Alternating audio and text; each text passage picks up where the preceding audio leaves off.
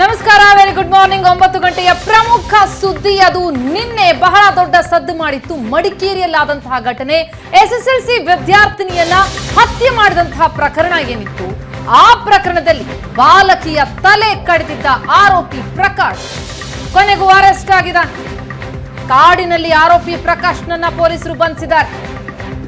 ಮದುವೆ ಕ್ಯಾನ್ಸಲ್ ಆಯಿತು ಅಂತ 10ನೇ ತರಗತಿ ಓದ್ತಾ ಇದ್ದಂತಹ ಬಾಲಕಿಯನ್ನ ರುಂಡ ಕಡಿದು ಹತ್ಯೆ ಮಾಡಿದ್ದ, ಪರಾರಿಯಾಗಿದ್ದ ರುಂಡದೊಂದಿಗೆ. ಈಗ ಆತನನ್ನ ಅರೆಸ್ಟ್ ಮಾಡಲಾಗಿದೆ. ಎಂಗೇಜ್ಮೆಂಟ್ ಕ್ಯಾನ್ಸಲ್ ಆಯಿತು ಅಂತ ಹತ್ಯೆ ಮಾಡಿದ್ದ.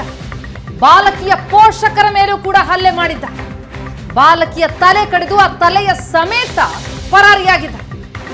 ಈಗ ಸೋಮವಾರಪೇಟೆ ಪೊಲೀಸರು ಕಾಡಿನಲ್ಲಿ ಆರೋಪಿಯನ್ನ ಅರೆಸ್ಟ್ ಮಾಡಿದ್ದಾರೆ.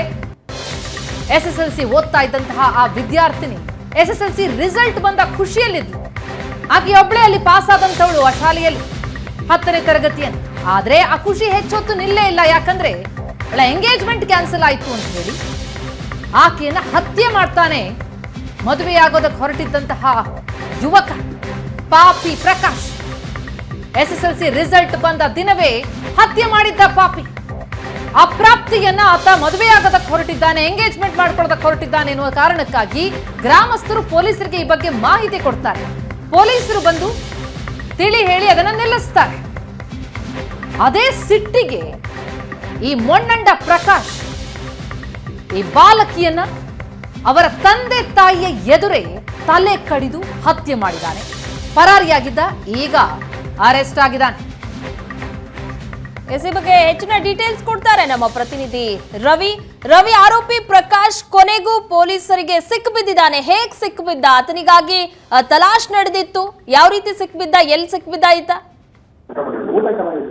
ಪ್ರತಿಮಾ, ನಿನ್ನೆಯಿಂದ ನಡೆದಂತಹ ಒಂದು ಭೀಕರ ಘಟನೆ ಏನಿದೆ, ಈ ಭೀಕರ ಘಟನೆಯ ಆರೋಪಿಯಾಗಿರುವಂತಹ ಪ್ರಕಾಶ್ ಅಲಿಯಾಸ್ ಓಂಕಾರಪ್ಪ ಏನಿದ್ದಾನೆ, ಅವನನ್ನ ನಿನ್ನೆಯಿಂದಲೂ ಕೂಡ ಪೊಲೀಸರ ಸುಮಾರು 4 ತಂಡಗಳು ತಲಾಶಿ ನಡೆಸ್ತಾ ಇದ್ವು. ಅದರಲ್ಲೂ ಸ್ಪೆಷಲ್ ಆಗಿ ಏನ್ ಆ ಸ್ಥಳ ಇದೆ, ಅಮ್ಮಿಯಾಲ ಮತ್ತು ಮುಟ್ಲು ಆ ಭಾಗದ ಕುಂಬಾರಗಡಿಗೆ ಆ ಭಾಗದ ಸ್ಥಳ ಏನಿದೆ, ಅಲ್ಲಿ ಸಾಕಷ್ಟು ಬೆಟ್ಟ ಪ್ರದೇಶಗಳಾಗಿರೋದು. ಎಸ್ ರವಿ, ಮತ್ತೆ ಸಂಪರ್ಕಿಸುವ ತಮ್ಮ ಧ್ವನಿ ಸಮರ್ಪಕವಾಗಿ ತಲುಪ್ತಾ ಇಲ್ಲ.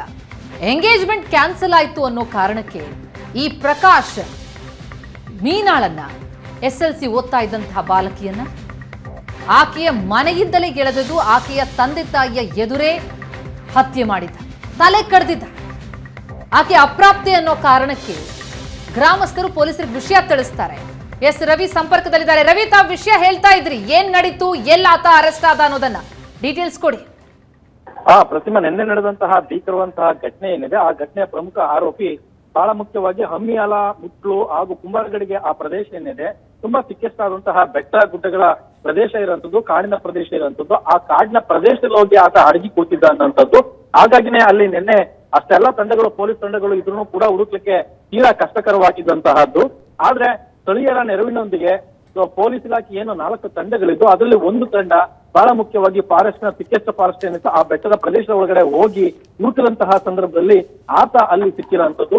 ಸೊ ರಾತ್ರಿ ತಡರಾತ್ರಿವರೆಗೂ ಕೂಡ ಕಾರ್ಯಾಚರಣೆಯನ್ನ ಮಾಡಿ ಆತನನ್ನ ಬಂಧಿಸಿರುವಂತದ್ದು. ಈಗ ಸದ್ಯಕ್ಕೆ ಸೋಮಪೇಟೆ ಪೊಲೀಸ್ ಠಾಣೆಯಲ್ಲಿ ಆತನನ್ನ ವಿಚಾರಣೆಯನ್ನ ಮಾಡ್ಲಾಗ್ತಾ ಇದೆ. ಆದ್ರೆ ಇದುವರೆಗೆ ಆ ಪಾಪಿ ಇದುವರೆಗೂ ಕೂಡ ಆ ಬಾಲಕಿಯ ತಲೆ ಎಲ್ಲಿ ಎತ್ತ ಏನ್ ಮಾಡ್ದನಂತಹ ಮಾಹಿತಿನ ಇದುವರೆಗೆ ಬಾಯಿ ಬಿಟ್ಟಿಲ್ಲ ಅನ್ನೋಂಥದ್ದು. ಹಾಗಾಗಿನೇ ಇವರ ವಿಚಾರಣೆಯನ್ನ ಕೂಡ ಈಗಲೂ ಕೂಡ ಪೊಲೀಸರು ನಡೆಸ್ತಾ ಇದ್ದಾರೆ. ಸೊ ಆತ ಏನಾದ್ರೂ ಬಾಯಿ ಬಿಟ್ಟಿದ್ದೆ, ಆತಲ್ಲಿ ಎಲ್ಲಿ ಎಸ್ತಿದ್ದಾನೆ ಅಥವಾ ಏನ್ ಮಾಡಿದಾನೆ ಅನ್ನೋಂತಹ ಮಾಹಿತಿ ಸಿಕ್ಕರ ತಕ್ಷಣ ಆತನ್ನ ಕರ್ಕೊಂಡೋಗಿ ಆ ಬಾಲಕಿಯ ತಲೆಯನ್ನ ಮತ್ತೆ ತೆಗೆದುಕೊಂಡು ಬರುವಂತಹ ಕೆಲಸನೂ ಕೂಡ ಆಗುತ್ತೆ. ಸದ್ಯಕ್ಕೀಗ ವಿಚಾರಣೆ ನಡೀತಾ ಇರುವಂತದ್ದು. ಪ್ರತಿಮಾ, ಥ್ಯಾಂಕ್ ಯು ರವಿ, ನಿಮ್ಮೆಲ್ಲ ಡೀಟೇಲ್ಸ್ಗಾಗಿ. ಒಟ್ಟಾರೆಯಾಗಿ 16 ವರ್ಷದ ಬಾಲಕಿಯನ್ನ ಈ ರೀತಿಯ ಕ್ರೂರವಾಗಿ ಕೊಂದಿರುವಂತಹ ಈತನಿಗೆ ಕಠಿಣವಾದಂತಹ ಶಿಕ್ಷೆ ಆಗ್ಲೇಬೇಕು.